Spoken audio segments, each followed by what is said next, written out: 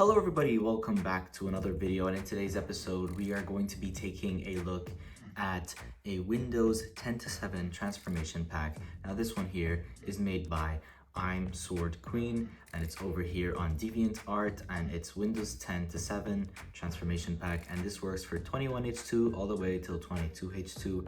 And checking right here,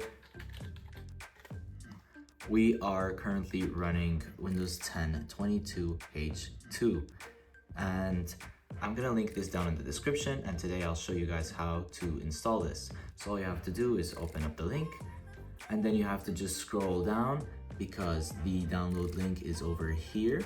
So you can read all of this if you want. It just has some change logs and download links and then terms and conditions and all this stuff. Right. You click this one and you can go ahead, open this in a new tab, and it'll come up with the mega.nz link. Just wait for it, and then it should show up, requesting, and boom, here we are. And it shows some finished product screenshots, so we're gonna just take a look at these. So you can see it very much looks like Windows 7. Let me just zoom in here a bit. It looks very much beautiful. And this is cool for computers like mine that don't actually support Windows 7, so that you can get that feel on something like this. And it's really good. I've used it before, so I thought today I'll show you guys how to actually get this. So what you want to do is there's a readme, a changelog, and then a couple of other files. So we're going to actually change this to a list so you can see all the names.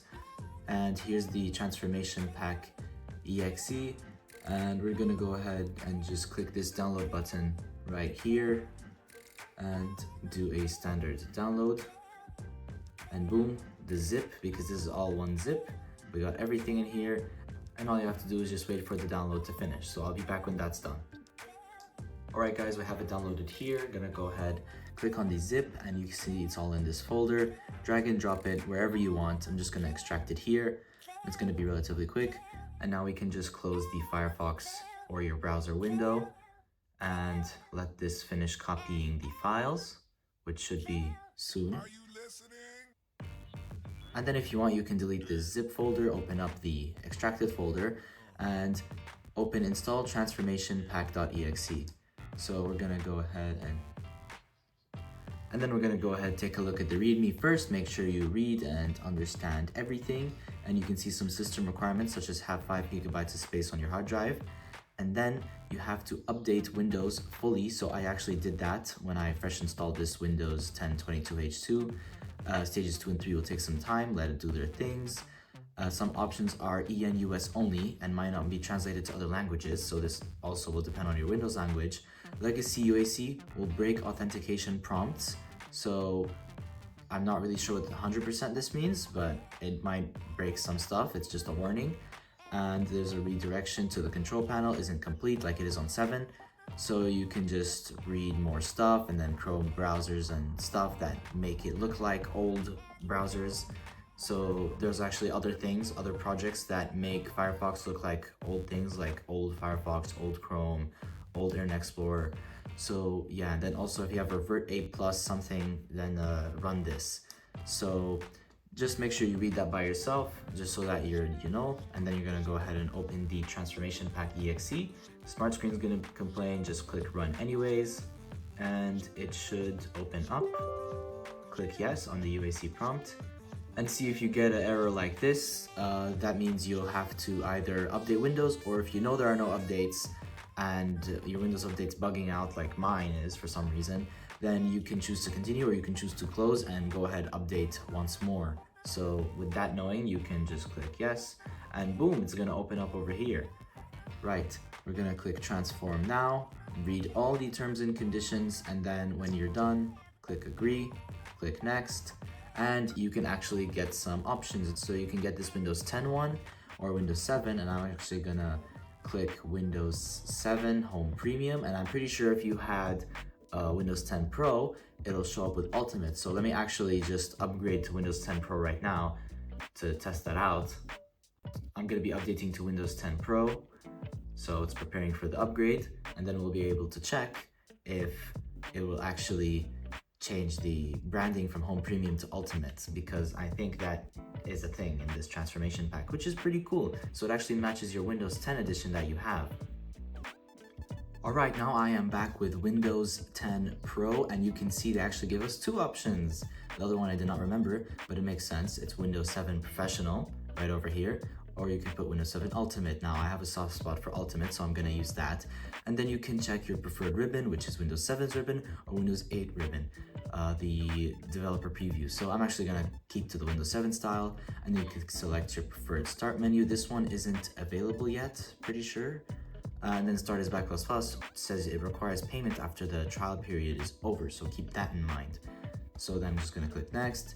Then you can choose your preferred Explorer. So you can choose this one, which is pretty sure more like Windows 7, or this one, which, you know, these might both be Windows 7. I can't really remember if like that's an option, but I'm going to keep that one.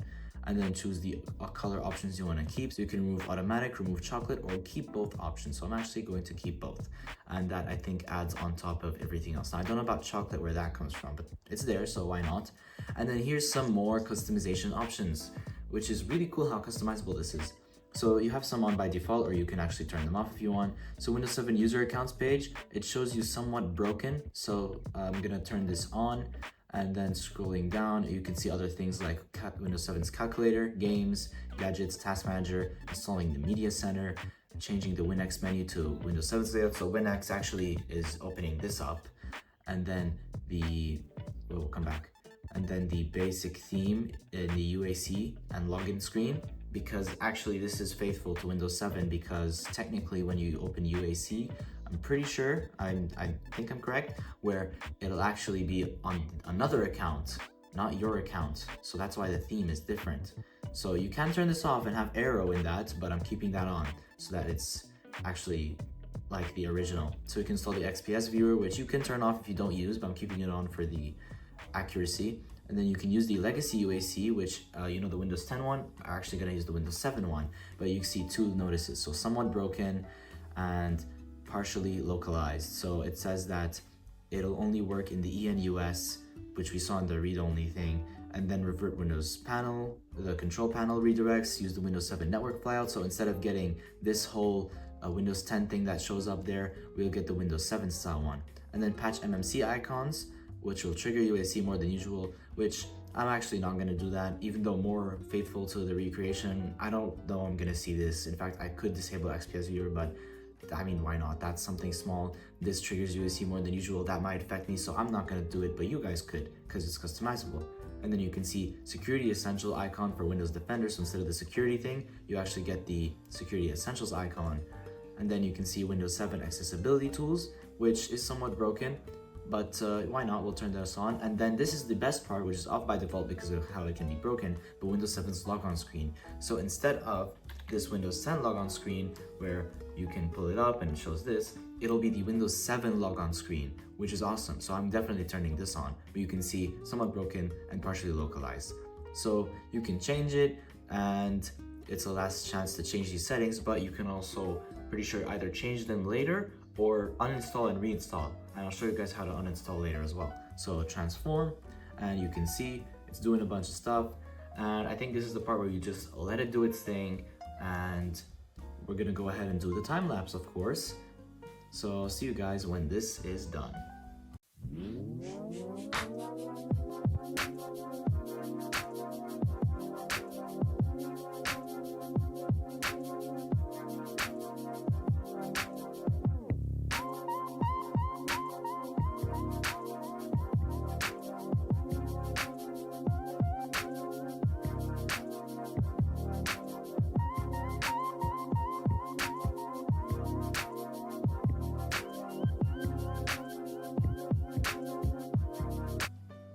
Alright guys, over here we have a small little notice, and it says open class incompatibility issue, so it does not know how to hook your version of DWM. We tried to download the appropriate symbol files, but it failed, and we're just gonna click retry, and hopefully it'll work. And boom, it's downloading some files, and you heard the logon sound, and zooming back out, hello Windows 7, oh, okay. That's normal probably, yeah. Beautiful, and here it is fully installed. Now in real time that took about 10 to 15 minutes, which is not long at all for something as beautiful as this. Now taking another look, you can see that we got the beautiful aero glass design, and it's honestly stunning. We definitely have to go into personalization. Oh my god, look, our cursor has been replaced, the context menus are replaced. Let's go into here. Oh, beautiful Windows 7. It honestly looks amazing. We even have the welcome program that's been here in front of my face the whole time. That is nice. So you can see a bunch of stuff. I have no idea if this is a port or recreation or anything of this program, but beautiful. It's just beautiful. Now we're gonna go ahead and take a look at File Explorer, and boom, there you go. Our customization is over here, and you can see Windows is this, and you can see the little stuff that we got down here. That is just like Windows 7. Go ahead, close this. And clicking on here, it does show the flower. Can we change the picture? So it does not have the images, but I bet you we can browse, or we can't. Once again, it did say stuff in control panel can be broken, but I think if you change it from the regular settings here, then you'll be able to. So if I go to account, go to probably manage your account. Yeah, you can see it does have this flower. Maybe it'll apply after restart. Now what I want to show you guys actually is, first of all, let's take a look at the WinVer. So we got our Windows 7 Ultimate, which is totally real because Windows 7 did get 22H2. Alright, we are logged out and our account picture is here. So probably just needed to refresh itself. And I do not have a password, so I'm just gonna go ahead and click login. But check this out, man. It is fully here, fully recreated. It is beautiful. And there you go, just click enter. And we should hear the beautiful log on screen. Now I did restart the computer just to refresh that account picture while I was off camera. So we might hear the startup sound. I don't know how this goes. Okay, now we just hear the log on sound, but still really nice, really good. We got everything here, and look, even some of our customization options like Windows security looks like that tiny icon, and it's honestly just super cool. Like if you look closely, then you can tell there's a difference, but otherwise it honestly just looks really good. I don't know why this still isn't changed. Account picture, yeah, it's supposed to show up, but once again, very nice, and even the getting started is still here that you can open. It looks really cool, and then you can see you can view credits or uninstall or manage the transformation pack. Now if you click on this, it should come up with the whole transformation pack setup screen again, because to uninstall it, you actually can find it in control panel. And look, UAC prompt, it looks like the Windows 7 one, and it's got the basic theme. So click yes, and it comes up here. Another way to find it is by going to control panel, uninstall a program, and you'll find it here, the 10:7 transformation pack. It's over there. So getting out of this, and just one more example. Look at that arrow, man. This is beautiful. This is a beautiful design.